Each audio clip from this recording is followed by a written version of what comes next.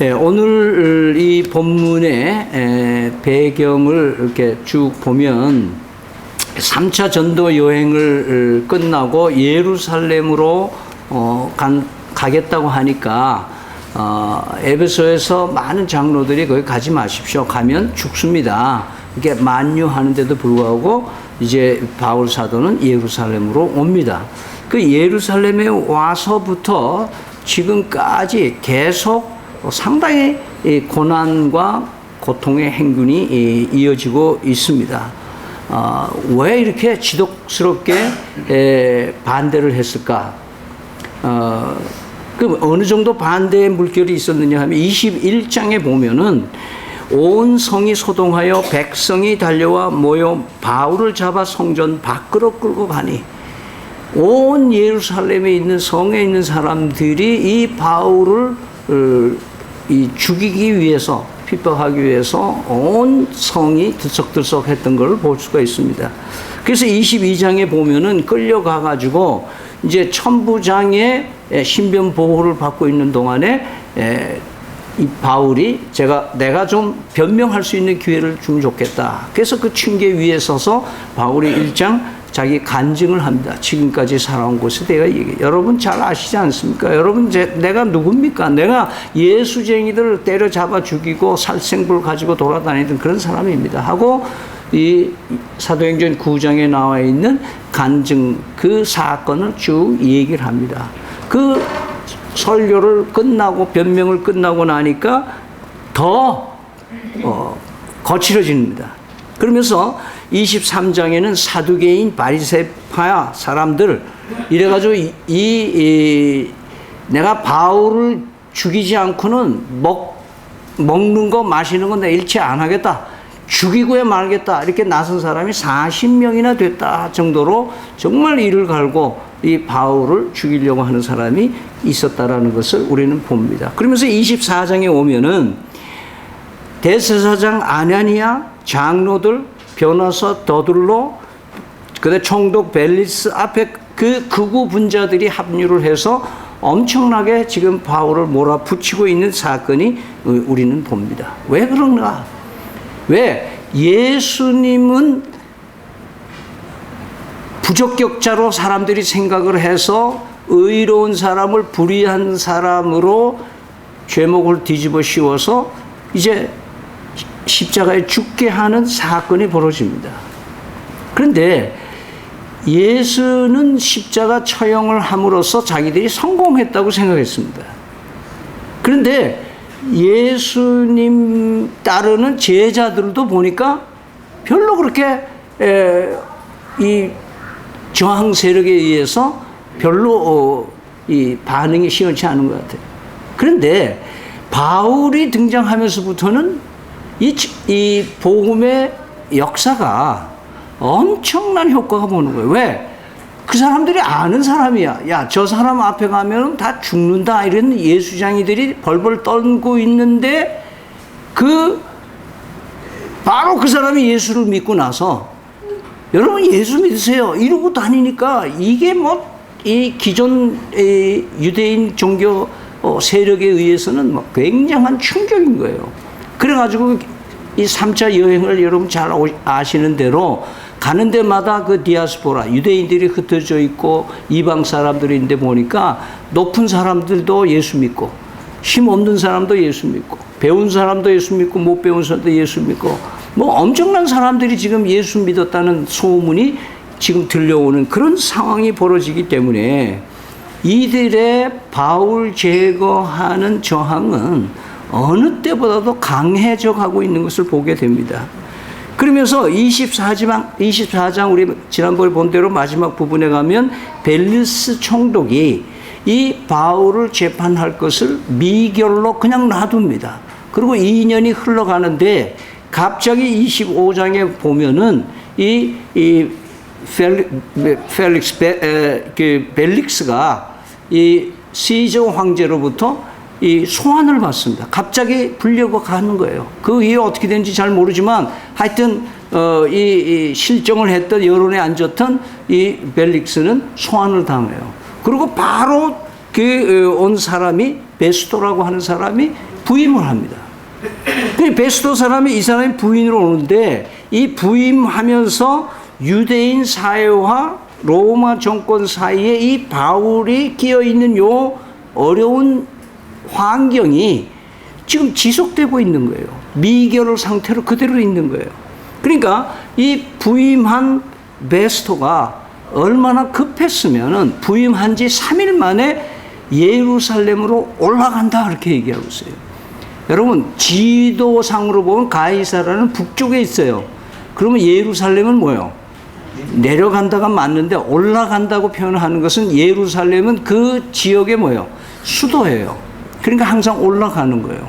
그래서 올라간다는 표현이에요. 그래서 예루살렘으로 가서 유대인에 살고 있는 통치 지역에 있는 총독으로서의 이 어떤 문제가 있고 여론이 어떤가를 알아보기로 갔습니다.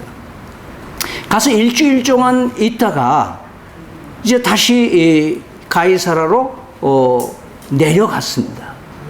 그러고 나서 이 미결사항에 되어 있는 바울을 불러내서 이제 재판을 다시 열게 되는 그런 모습이 오늘 본문의 모습입니다. 그러면서 이 바울을 재판하는 신문 과정에서 우리가 좀 흥미롭게 생각하는 것을 보면은 이 베스토가 죄수인, 자기는 시저의 이름으로 쥐두새도 모르게 사람을 죽일 수 있는 그런 권한을 가지고 있는 자인데 이 일개 전도자 바울을 지금 앞에 놓고는 이게 뭐 이 자기 파워가 별거 아닌 것 같이 느껴졌는지 모르겠지만은 이 베스토가 이 오늘 9절과 20절에 두 번이나 뭘 물어봐요. 응? 뭘 물어보냐면 아 바울 선생 당신 예루살렘에 가서 재판 받을겠습니까? 아니면 여기 가이사에서 여기서 재판을 받을 겁니까? 이렇게 물어보는 거예요. 세상에 어느 재판관이 죄수에게 의견을 물어보고 재판하는 데가 있어요, 없어요? 그냥 재판장의 법에 의해서 룰에 의해서 그냥 집행하면 되는 건데 이것은 베스토의 심리 속에는 뭐예요? 이 바울은 쉽게 건드리면 안 되겠구나 하는 생각을 갖게 되는 거예요. 그래서 오늘 우리가 좀 보는 것은 뭘 보나 하면 누가 정말 힘 있는 자냐? 베스토냐? 그리고 유대인 그 지도층에 있는 사람들이냐? 누가 힘이 있는 사람이냐? 그리고 저렇게 묶여있고 구금되어 있고 꼼짝할 수 없는 무능한 아무 저항도 할 수 없는 바울이 힘이 있는 자냐 하는 거예요. 그걸 한번 우리는 생각해 보자는 거예요. 그러니까 오늘 문맥상으로 보니까 뭐예요? 베스토보다 바울이 훨씬 힘이 있어 보여. 여유 있어 보이고. 어? 야, 이게 예수 믿는 멋이다 이 말이에요. 오늘 여기 말씀을 보면은 진짜 힘 있는 사람이 뭔가? 예수님 당시도 봅시다. 예수님에게 따귀를 때린 사람이 힘이 있습니까? 따귀 맞은 예수님이 힘이 있습니까? 예수님은요 꼼짝없이 현행법에 의해서 혐의 억울하게 누명을 쓰고 비아 돌라로사 고난의 길을 쭉 가서 십자가 처형을 당할 때에 저항도 하지 않았어요. 어린 양이 도살장에 끌려가는 것처럼 인류를 위해서 고난의 길을 가시는 예수님의 표현이 정말 힘없이 세상의 권력에 의해서 죽어가는 예수님으로 보여지는 것은 우리는 정말 신앙의 눈으로 보면 야 예수님 대단하신 분이다. 정말 힘 있는 분이구나. 정말 힘 있는구나. 그 예수님 그러셨잖아요. 누가 왼병을 때리거든 뭐 해요? 오른병을 갖다 대라. 매 맞는 사람이 힘 없는 거 아니다 이 말이에요. 진짜 힘 있는 사람은 따로 있다는 것을 우리에게 자기의 삶을 통해서 말씀하는 거예요.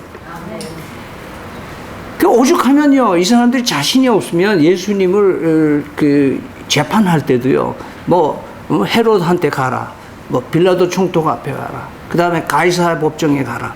아 이게 불법적으로 이 형을 내리려니까 예수 그리스도는 너무 위대하신 거예요. 너무 무저항하는, 아무 저항 없이 당하고 있는 예수님을 볼 때 자기들이 오히려 쫄개같이 느껴지는 거예요. 진짜 우리는 힘이 없구나. 저 사람 뭔데 저렇게 매맞고 그렇게 가시관을 쓰고 그렇게 수모를 당해도 어떻게 저렇게 당당할 수가 있는가. 아마 겁을 집어먹었을 거예요.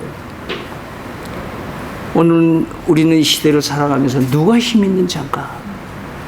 여러분, 이 세상은 강한 자가 약자를 괴롭히고 힘 있는 자가 힘 없는 자를 억누르고 있고 갑질하고 있고, 그렇게 우리는 사회의 엉망인 것을 보고 있는 거예요.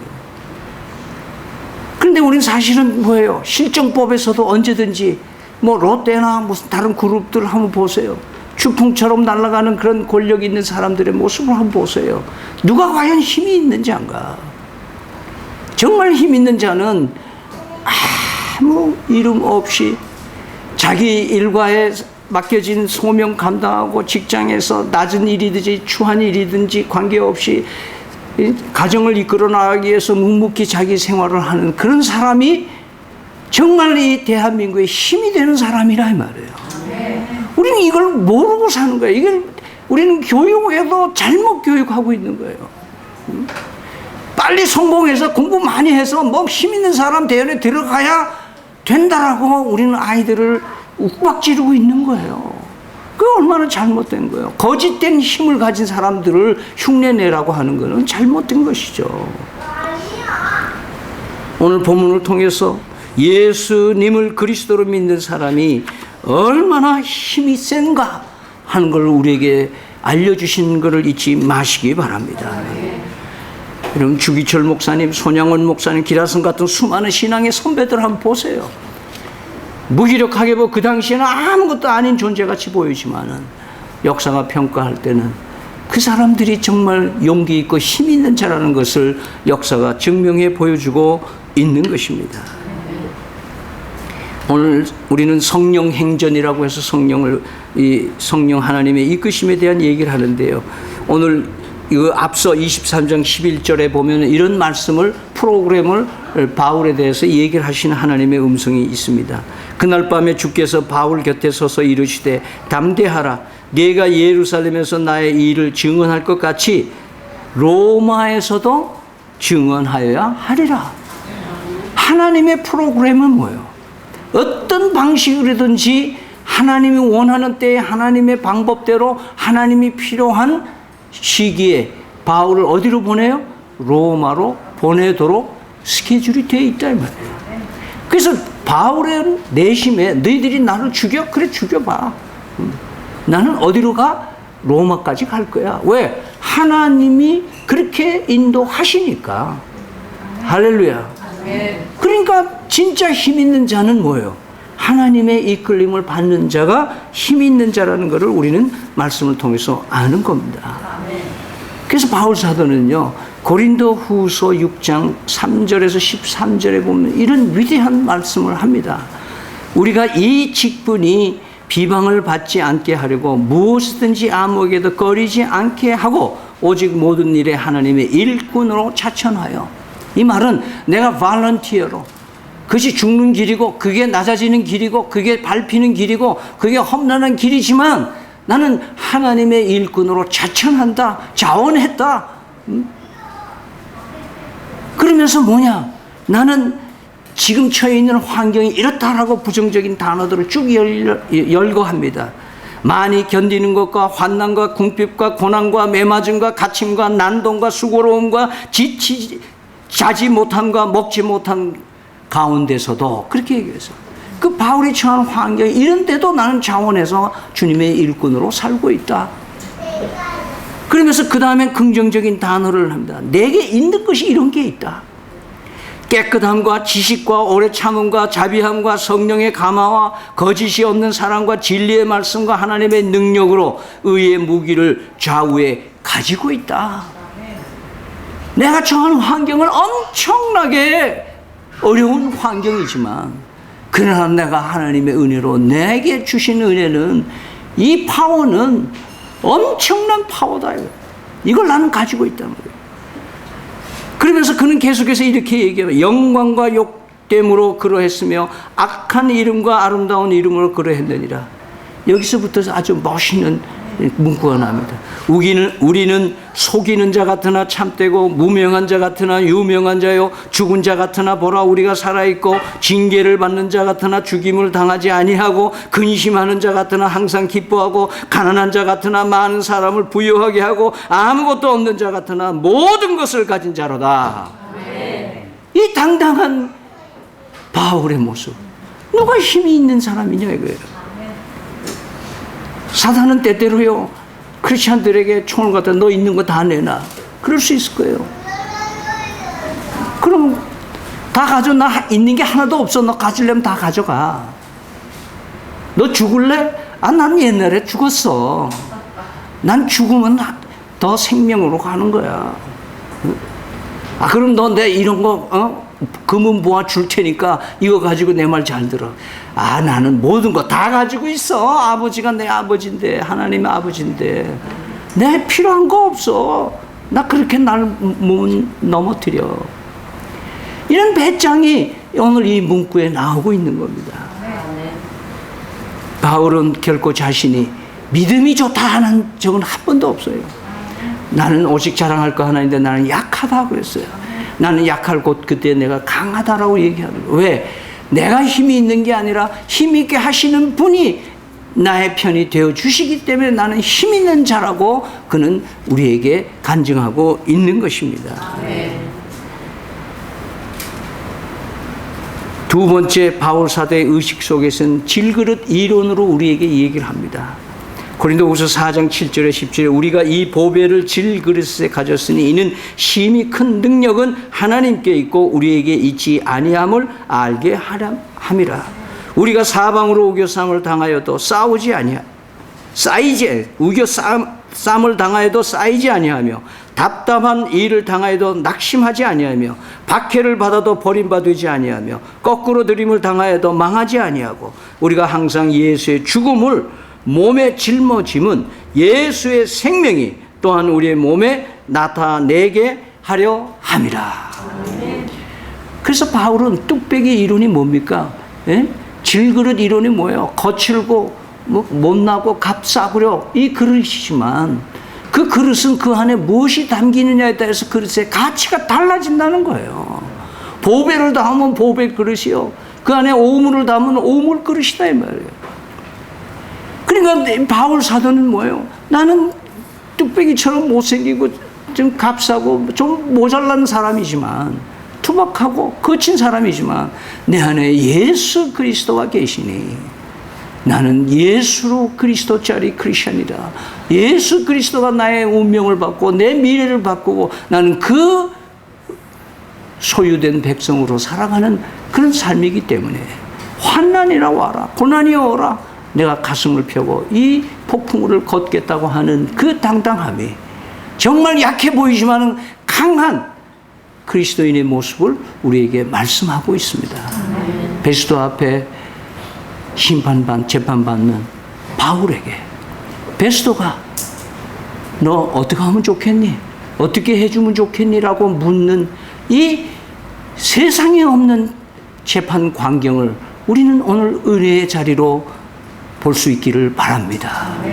하나님, 나도 무서운 세력들이 나를 무서워하게 하는 예수 믿는 자다운 삶을 살아가는 제가 되게 해 주십시오. 이런 간절한 기도가 있기를 축원합니다. 한번 하나님께서 연약한 종을 통해서 어떻게 말씀했는지 우리 각자의 입술로 고백할 수 있기를 바랍니다.